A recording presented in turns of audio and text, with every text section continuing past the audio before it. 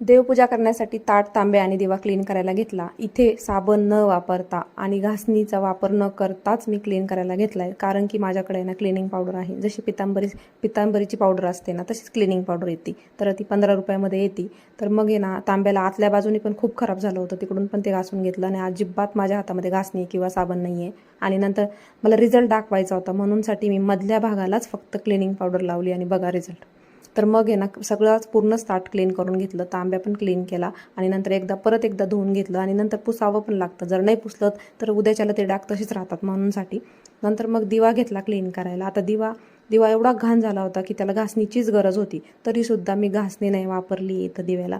आणि पूर्ण ती जशी तांब्या आणि ताट क्लीन केलं, तसंच ह्या दिव्याला पण मी ते क्लिनिंग पावडर घेऊन असं पूर्ण क्लीन केलं. जेवढे पण तेलाचे डाग होते ना, ते सगळे ह्या पावडरनेच क्लीन झाले.